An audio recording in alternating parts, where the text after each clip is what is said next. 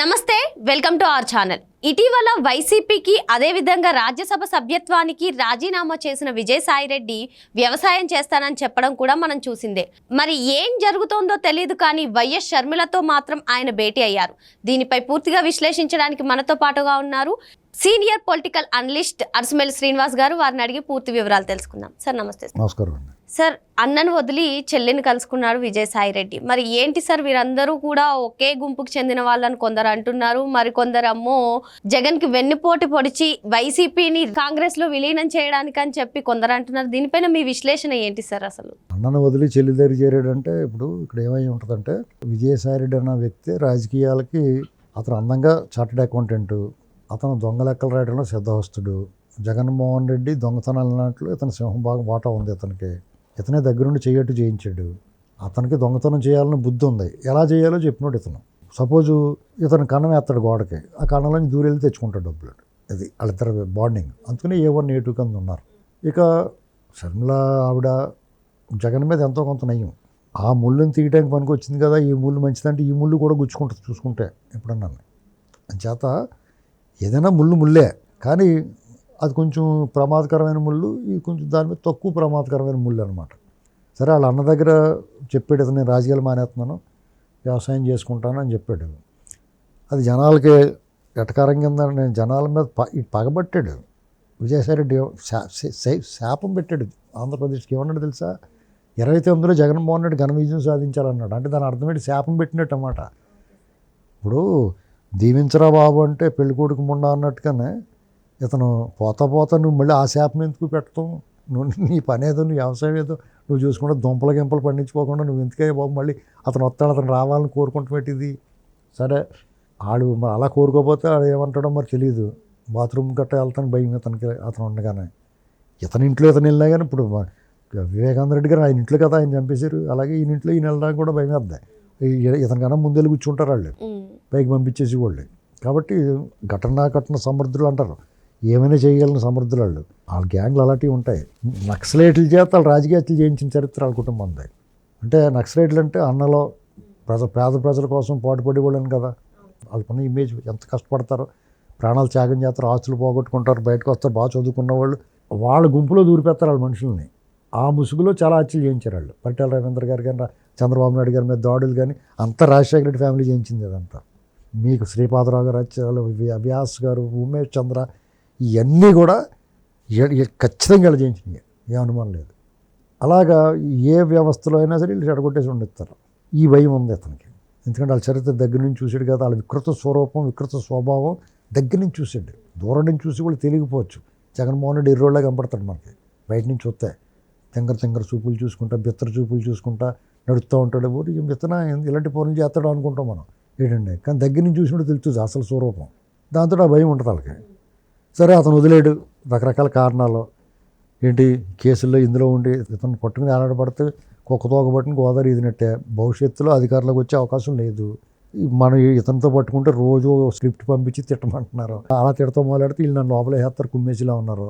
ఇంకో పక్కన కేసులు, అక్రమాస్తుల కేసులు ఉన్నాయి, 5 ఏళ్ల నుంచి చేసిన అరాచకాలు ఉన్నాయి. ఇప్పుడున్న ప్రభుత్వం చాలా గట్టి స్ట్రాంగ్గా ఉంది. వీళ్ళని దాదాపు 10-15 ఏళ్ళ దాకా ఎవడ కదిపే అవకాశం లేదు. మోడీ గారు వాళ్ళు కూడా ఇదివరకు సహకరించారు అన్నాడు, ఇప్పుడు సహకారం లోపించి ఉంటుంది. అప్రూవర్గా మారిపోదామా, లేకపోతే అప్రూవర్ మారిపోతే ఆడ చంపేస్తాడు, అప్రూవర్గా మారకపోతే ఇటు కేసులో పోవాలి.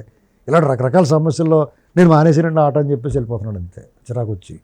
అలా కుదరదు అబ్బాయి, నువ్వు ఆట సగంలో మానేస్తే కుదరదు, నువ్వు ఆడాల్సిందే అంటారు. వీళ్ళే వదిలిపెట్టరు. అయితే ఈ లోపు షర్మిల గారి దగ్గరికి వెళ్ళాడు.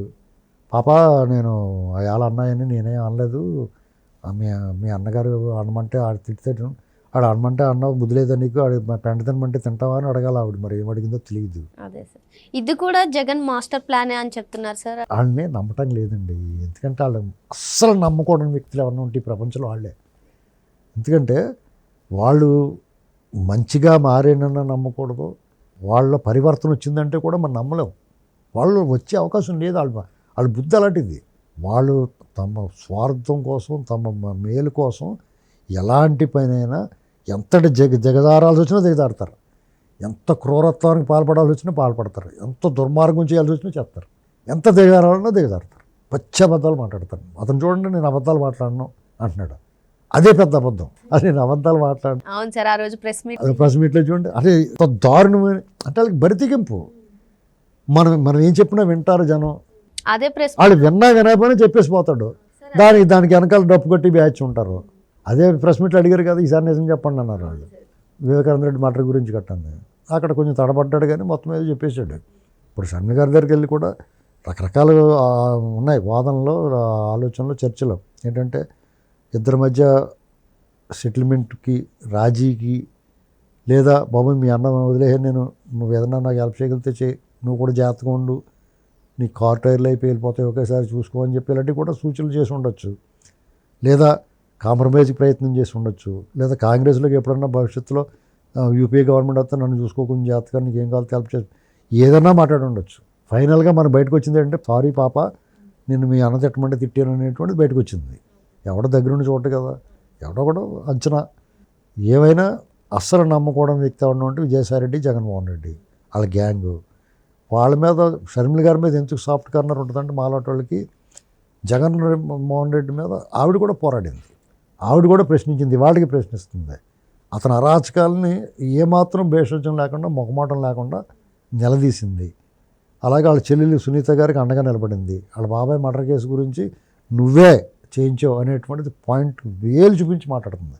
కాబట్టి ఆ మాత్రం ధైర్యంగా మాట్లాడగలుగుతుంది. ఆవిడ ఏ కారణం, ఆస్తుల విషయంలో గొడవ వచ్చిందా, లేకపోతే అధికార పంపిణీలో గొడవ వచ్చింది, ఏదైనా కారణం ఉండే తప్పుని ఎత్తి చూపిస్తుంది. కాబట్టి మనం తప్పుని ఎత్తి చూపించినప్పుడు ఆవిడ పట్ల కొంత సానుకూలంగా మాట్లాడకపోయినా ఆవిడకి మద్దతు ఇవ్వాలి, ఆవిడ ఎలాంటిదైనా. మొత్తానికి ఆ గ్యాంగ్లో, వైఎస్ గ్యాంగ్లో ఉంది కాబట్టి కొంచెం మనం అనుమానాలు, కానీ ఆవిడ చాలా బెటర్ అనిపిస్తుంది నాకైతే పర్సనల్గా.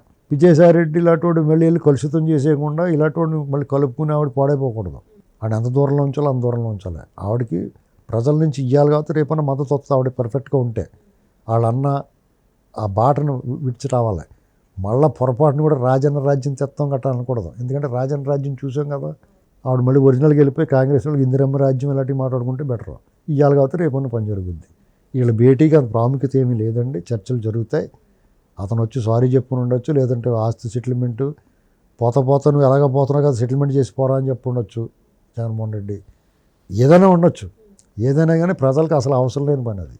వాళ్ళ ఇంట్లో గొడవ, వాళ్ళు గోళాలు పడతారు. మరి వాళ్ళ భేటీ అయితే ప్రజలకు అవసరం లేదని చెప్పి, అందులో అంత ప్రాముఖ్యత లేదని చెప్పి సార్ చెప్తున్నారు. Thank you sir.